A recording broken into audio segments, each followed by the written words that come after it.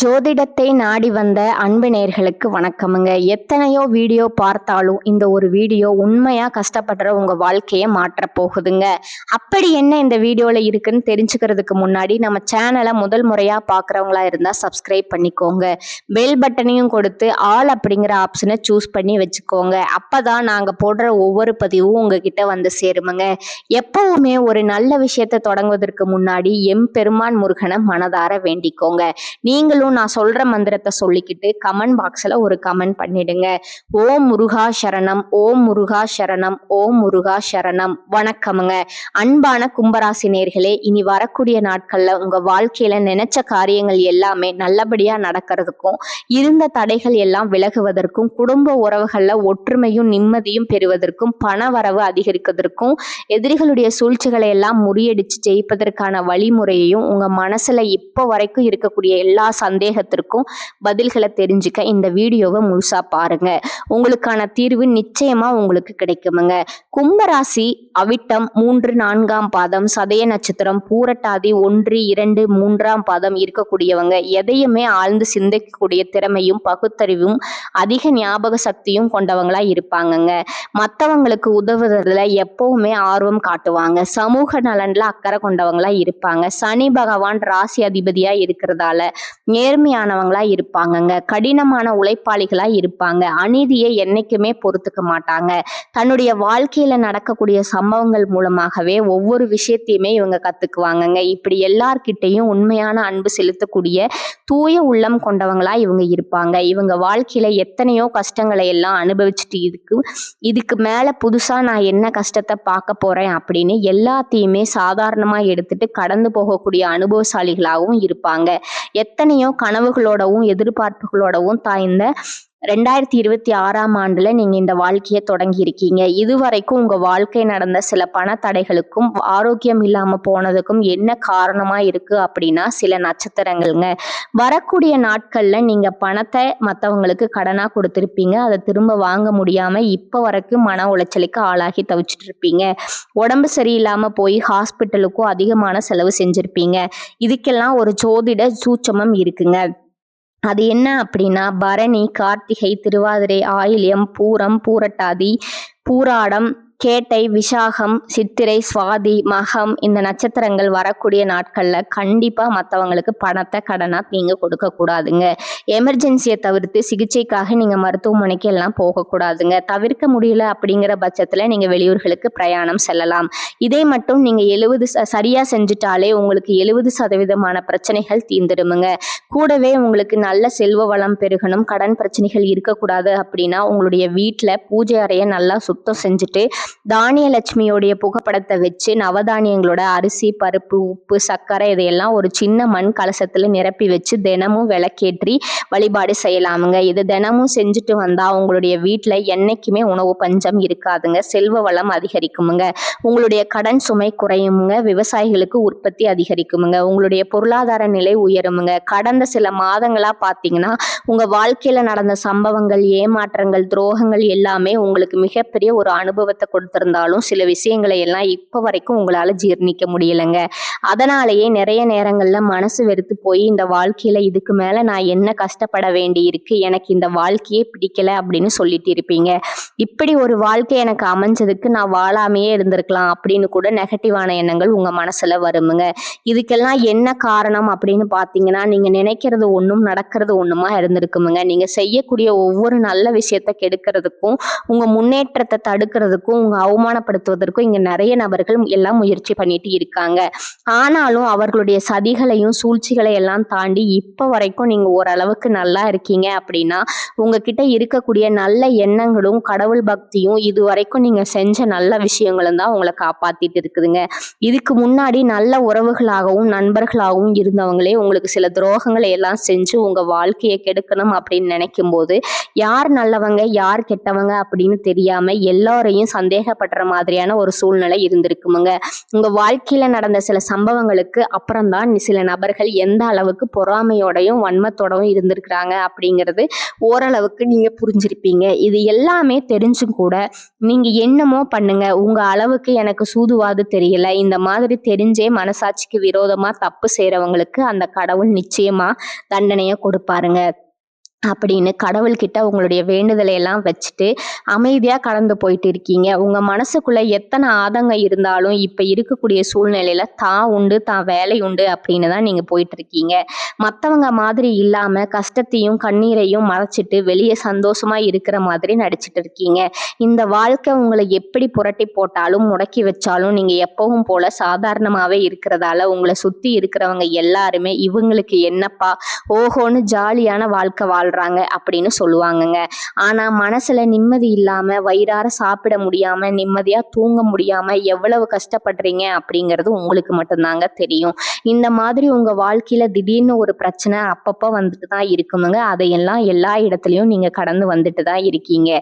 இந்த மாதிரி நீங்க எல்லாம் ஏதோ தட்டு தடுமாறி எந்திரிச்சு நிக்கிறப்போ உங்களை குறை சொல்றதுக்குன்னே நிறைய பேர் தேடி வருவாங்க. நீங்க 1000 நல்ல விஷயம் செஞ்சாலும் அதையெல்லாம் பாராட்டி ஒரு வார்த்தை கூட சொல்ல மாட்டாங்க. அதுவே உங்களுக்கு தெரியாம ஒரு தப்பு நடந்துட்டாலோ உங்களுக்கு சம்பந்தமான ஒருவர் தப்பு செஞ்சுட்டாலோ அதை இந்த உலகத்துல யாருமே செய்யாத தப்பு மாதிரி குத்தி காட்டிட்டே இருப்பாங்கங்க. அவங்களுடைய நோக்கம் என்னவா இருக்குன்னா நீங்க நல்லா இருக்கணும் அப்படிங்கறத விட நீ முன்னேறிடக்கூடாது அப்படிங்கறதுல ரொம்பவே கவனமா இருப்பாங்கங்க. நண்பர்களா இருந்தாலும் சரி, சொந்தக்காரங்களா இருந்தாலும் சரி, அவங்க தேவைக்குன்னா மட்டும் உங்ககிட்ட வந்து பழகுவாங்க. அந்த தேவை முடிஞ்சு அப்படின்னா உங்களை விட்டு விலகி போயிடுவாங்கங்க. இப்படி மற்றவங்களுக்காக எல்லா விஷயத்தையும் செய்யக்கூடிய உங்களுக்கு ஏதாவது ஒரு அவசரம் ஒரு உதவி தேவைப்படுது அப்படின்னு போய் நின்னா உங்களுடைய சூழ்நிலையை புரிஞ்சுக்காம அவங்க 1000 கேள்விகளை கேட்டுட்டு அதுக்கப்புறமா சின்னதா ஒரு உதவி செய்வாங்கங்க. இதையெல்லாம் நினைக்கும் போது நீங்க எப்படி அவங்களுக்கு உதவி செஞ்சு ஏமாந்து இருக்கீங்க அப்படிங்கிறத இப்பதான் புரிஞ்சுப்பீங்க. இந்த வாழ்க்கையில எப்படியாவது முன்னேறணும் அப்படிங்கிறதுக்காக தினம் தினம் கஷ்டப்பட்டு உழைக்கிறவங்க நீங்கங்க. உங்களுடைய மனசாட்சிக்கு தெரிஞ்சு நீங்க யாருக்கும் எந்த கெடுதலையும் கஷ்டத்தையும் துன்பத்தையும் கொடுத்ததில்ல. ஆனா உங்களுக்கு மட்டும் ஏன் இந்த மாதிரி கஷ்டங்கள் வருது பிரச்சனைகள் வருது அப்படின்னு பார்த்தீங்கன்னா நீங்க நல்லவங்களா தான் இருக்கீங்க, நல்ல விஷயங்களை தான் செய்றீங்க.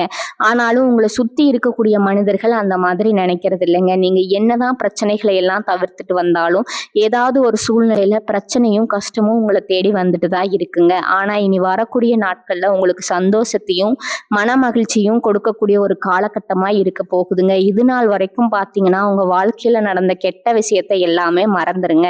இனி வரக்கூடிய நாட்கள்ல உங்களுக்கு எப்படிப்பட்ட நன்மைகள் எல்லாம் கிடைக்க போகுது, எந்த இடத்துல நீங்க கவனமா இருக்கணும் அப்படிங்கிறத நீங்க மனசுல வச்சுக்கணுங்க. இனி வரக்கூடிய நாட்கள்ல சனியுடைய வக்ர நிவர்த்தியும் குருவினுடைய பயிற்சியும் சுக்கிர பயிற்சியும் சூரிய பயிற்சி ராகு கேது பயிற்சிகள் அப்படின்னு கிட்டத்தட்ட 5 பயிற்சி பலன்கள் எல்லாமே உங்களுக்கு இந்த 2026ஆம் ஆண்டுல முழுமையான பலன்களை கொடுக்க போறாங்கங்க. அதனால இந்த காலகட்டங்கள்ல எதையெல்லாம் நீங்க இழந்துட்டோம் எதையெல்லாம் நீங்க மீட்டெடுக்கணும் அப்படின்னு நினைச்சிருக்கீங்களோ அதெல்லாம் நிச்சயமா உங்களுக்கு கிடைக்க போகுதுங்க. சுக்கிர பயிற்சிகள் மூலமா உங்களுக்கு பொருளாதாரத்துல நல்ல முன்னேற்றம் ஏற்பட போகுதுங்க. பெற்றோர்களுடைய உடல் நலத்துல கவனம் தேவைங்க. இதுவரைக்கும் உங்களுடைய பணம் ஹாஸ்பிட்டல் செலவுகளுக்கோ கடனுக்கு வட்டி கட்டுறது வண்டிகள் பழுதாகி அதுக்காக செலவு செய்யறது மற்றவங்களுக்கு பணம் கொடுத்துட்டு அந்த பணம் திரும்ப வராம கஷ்டப்பட்டது இந்த மாதிரியான சம்பவங்கள் எல்லாம் நடந்திருக்குமுங்க. இதற்கு பிறகு நீங்க பணத்தை சுப செலவுகளுக்காக செய்யணும். நல்ல விஷயங்களுக்கு பணத்தை செலவு செய்யும் போது உங்களுடைய கடன் சுமை பாதிக்கு மேல குறையுமுங்க. தாய் வழியாக ஆதரவு கிடைக்குமுங்க. தொழில செய்யக்கூடிய இடத்துல உங்களுடைய திறமைகள் வெளிப்படுமுங்க. வேலை செய்யக்கூடிய இடத்துல உங்களுடைய உயர் அதிகாரிகளோட ஆதரவு உங்களுக்கு திருப்தியா இருக்குமுங்க. சுப செய்திகள் எல்லாமே உங்களை வந்து சேருமுங்க.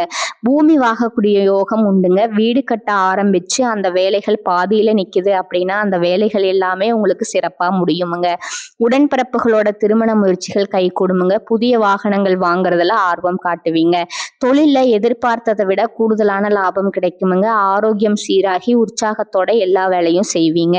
அரசு வேலைகள்ல இருக்கிறவங்களுக்கு மேலதிகாரிகளுடைய ஆதரவு கிடைக்குமுங்க. உங்களை விட்டு விலகி சென்ற சொந்தங்கள் எல்லாமே திரும்ப வந்து சேருவாங்க.